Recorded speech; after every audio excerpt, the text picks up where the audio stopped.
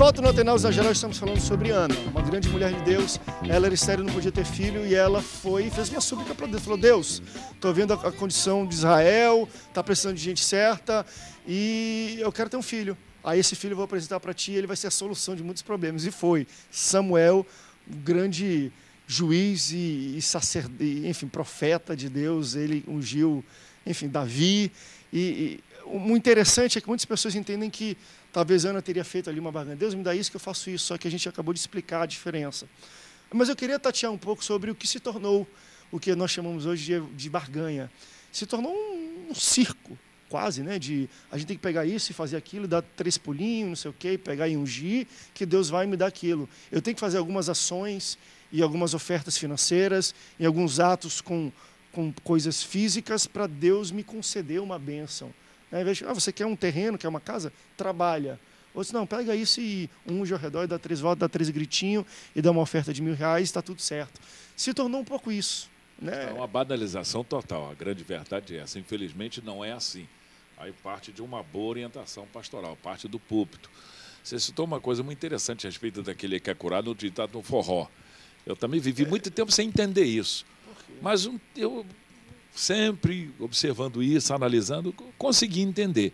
Porque isso aconteceu lá perto da igreja onde eu sou pastor. Pastor Noé da Nova Vida, uma mulher com câncer no osso para morrer, levaram-na lá na igreja que ele pastoreia. Orou pela mulher, a mulher ficou curada, está até hoje, sã. Não apareceu mais na igreja. Ele tomou conhecimento que ela vivia nos bailes. Ele procurou saber qual aquele baile, ele foi lá. Chegou lá, viu a mulher dançando, entrou, interrompeu a mulher, falou: não, pastor, eu só fui à igreja porque eu queria ser curada só, graças a Deus estou curada, tá, vou viver minha vida. Ele saiu meio arrasado. E eu comecei a pensar nisso, sabe a conclusão que eu cheguei? Deus permite certas coisas. Muitos daqueles ali nunca irão num templo evangélico. Aquela mulher conhecidíssima. Lá naquele baile, muitos olharão para aquela mulher. Poxa, essa mulher era enferma, doente, cancerosa, hoje está aqui. Ela foi na igreja. Os caras lá que nunca vão à igreja vão para casa com aquilo martelando na cabeça. Ninguém fala para ele de Jesus. Eu vou até uma igreja. Eu acho que Deus tem uma maneira estranha também de agir que a gente não sabe entender. Era um sermão vivo. Exatamente. Mesmo não querendo ser. Exatamente. Deus tem umas maneiras meio loucas que nós não entendemos.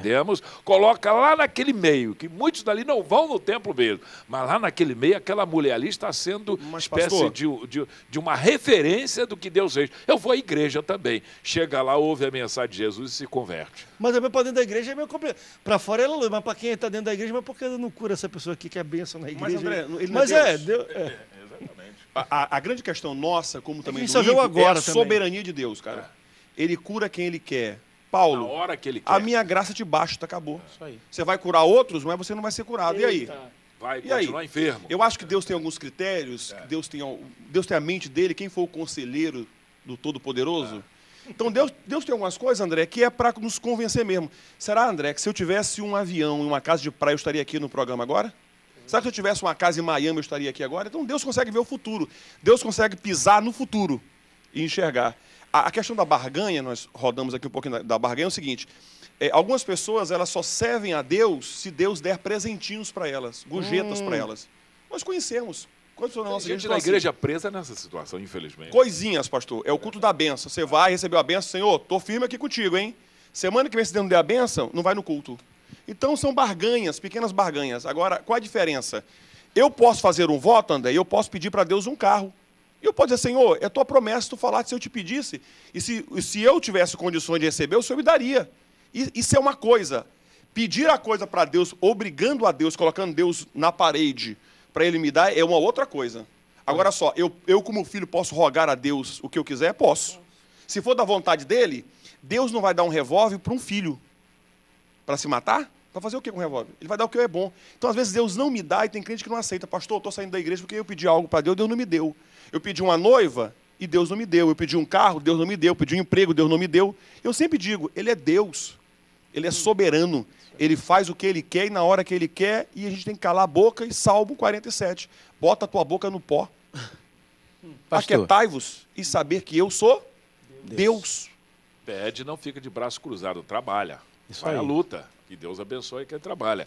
Tive na igreja um varão... Pedir e sugerir também é diferente. Tinha um carro velho. Esse pedido que a gente espera, isso não é pedido, é sugestão. Deus, deixa eu fazer o que tu tem que me dar.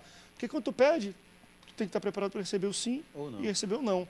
Né? Posso contar uma pequena E Deus experiência? fala não, hein? E Deus fala não. Nessa Não pequena clássico. experiência, ele tinha um carro velho. Vamos para a obra. Não, pastor, eu vou comprar um carro melhor. Vou me dedicar à obra. Comprou um carro zero.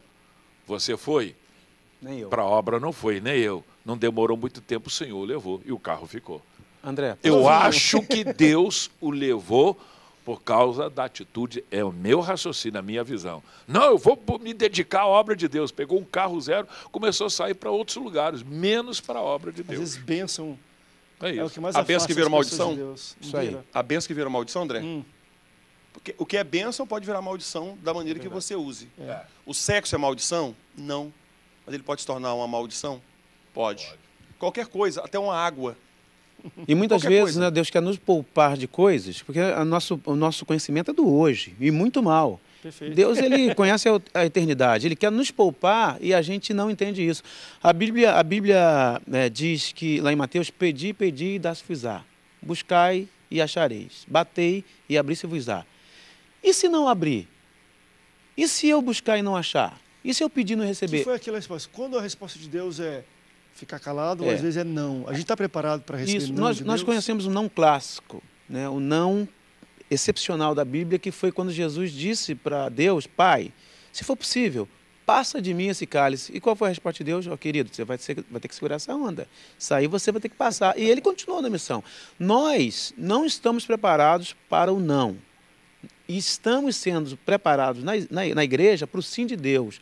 Deus não falou nada, não determinou nada, mas quem está com o microfone na mão diz, olha, vai acontecer, Deus vai fazer, e a pessoa se enche de esperança, e quando não acontece? Que eu acho que nós provamos o amor que temos por Deus realmente, quando Ele nega alguma coisa para A nós. nossa comunhão com Deus, no caso de Ana, nos leva a ver com profundidade o amanhã e o depois. Amém. É por isso que eu vejo nessa situação de Ana. Ela pediu um filho, a sua comunhão com Deus a levou muito distante. Esse quadro pode mudar amanhã e depois da manhã. Eu acho que é muito importante essa nossa relação de comunhão com Deus, que aí a gente não entra na barganha. A falta de comunhão leva o homem a tentar ver Deus numa negociata. Toma lá, dá cá. Se tu me deres isso, eu faço isso. Não é comunhão com Deus. Comunhão com Deus não leva a barganha. Você vê com os olhos de Deus. A sua visão é a visão de Deus. O bem-estar daquilo que Deus quer que seja o E bem-estar. Deus, às vezes, é um pouco isso. Ele nos concede benefícios, vamos dizer assim, bênçãos, eu acho que para abençoar não só a gente, mas todo um povo. Com Né? certeza. Pra você- Certeza. Eu já vi vários pastores pregando um pouco sobre isso, mas três razões porque Deus te abençoou. Um, para você curtir com você, com a sua família. Às vezes é um financeiro, bem, carro, alguma coisa que Deus te dá, até saúde, para você curtir com a família, para você abençoar o próximo e para você abençoar a igreja, abençoar a obra de Deus. Então eu vejo muito nisso, talvez, de Ana, de Deus. Eu quero essa bênção, não para... Embora, aquilo que você também falou, eu acho que haveria justiça nela em pedir, poxa Deus, eu quero para ser mãe e parar de ser humilhada. Eu já vejo justiça aí, já vejo justificação aí. Mas eu acho que ela foi até além. Deus, não quero isso aqui para mim, eu quero para uma bênção coletiva, para um povo. Eu acho que é muito bonito também esse tipo de pensamento. A gente começa a sair do campo da barganha quando a gente pensa nos outros, naquilo que a gente pede para Deus.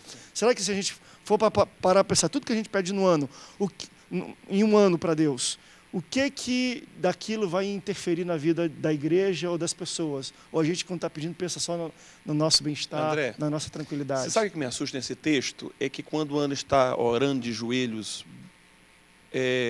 orando e não sai som, que o profeta vem, o sacerdote vem ali e olha, é que ele intercede por ela, ele entende ela, depois que ela explica, ela entende. Depois que ela tem um filho, imagina a cabeça de Eli, que aquele menino do milagre seria o sucessor dele. Então Deus faz coisas extraordinárias. E foi o pupilo dele, meio que adotou o garoto, né? Criado ali perto da arca, dormindo pertinho da arca, olhando para tudo. Então Deus tem mistérios, por isso que Ele é Deus. Por isso que a gente está aqui nesse programa, nós vamos esgotar o horário aqui e não vamos explicar 1%. Por isso que Ele é Concordo. Criador de todas as coisas. Por isso, Deus, André, que Deus cura uma pessoa, um ímpio, que vai num culto e não cura aquele crente que está ali dizimando, sendo fiel, porque ele tem um propósito. Então, vamos descansar em Deus e acreditar que Deus tem sempre o melhor para nós. Eu costumo sempre dizer uma frase, os teus melhores dias ainda estão pela frente, em nome de Jesus. Então espera no Senhor. Aguarda no Senhor. Se Ele é o teu Senhor, se Ele é teu guia, se Ele é teu pastor, deixa Deus trabalhar, deixa Deus fazer. Ninguém faz melhor do que Ele, André. Não se glorie ou vanglorie nos seus dízimos, nas suas ofertas. Existe muito isso. Lógico. André, Está entregando dízimo, oferta, se vangloriando com aquilo, não está agradando o Mas, Senhor. pastor, vários companheiros nossos de ministério têm esse tipo de pregação. Que Deus é o deve, Papai é Noel. devedor. É o Papai Noel, chama na época já, Papai Noel. Ele está ali para o culto, ele vai abrir o saco, vai distribuir os presentes.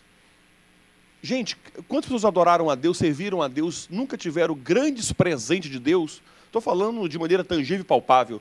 E foram servos poderosos de Deus, usados por Deus de maneira... João Batista, cara. João Batista. Herodes tinha medo do homem, o homem morava no deserto. Se vestia de pelo, comia gafanhotos, e foi um homem usado por Deus tremendamente. Jesus falou assim, não há homem nascido de mulher igual a João Batista. O que ele ganhou demais?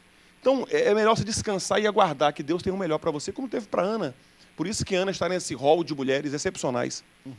Vamos para um rápido intervalo, depois a gente vai voltar, porque quando a gente também pede para Deus e promete, faz uma promessa para Deus, um voto que a gente vai fazer, não é algo momentâneo. E eu vejo isso muito na vida, de Samuel. Samuel foi adotado praticamente por Eli. Só que os dois filhos de Eli, que são os irmãos, vamos dizer assim, meio-irmãos de Samuel, os dois também serviam como sacerdotes ali no templo e não prestavam para nada. Ofni e Finés fizeram tudo que era de errado e Samuel vivia com eles diariamente. Aprendeu com a mesma pessoa que os dois aprenderam e olha o caminho que ele tomou. Porque também eu vejo a mãe, não apenas Deus me dá que eu vou te apresentar, mas acompanhando o filho, orando pelo filho, intercedendo pelo filho, suplicando pelo filho, educando o filho, puxando a orelha embora ele estivesse ali com o sacerdote. Eu vejo ela mantendo o compromisso que ela fez com Deus há anos atrás no crescimento. Porque a Finés, se a gente for ver o que eles fizeram as maiores podridões que um líder religioso poderia fazer, vendendo sentenças e bênçãos e fazendo negociata com oferendas para Deus, enfim. Entendi. E Samuel cresceu naquele ambiente. Aprendeu com o pai deles. E por que ele não se tornou aquilo? Qual também é o papel de uma mãe numa situação dessa? Vamos para um rápido break, daqui a pouco a gente volta, não sai daí. O Antenados volta já já. Yeah. Yeah. Eu quero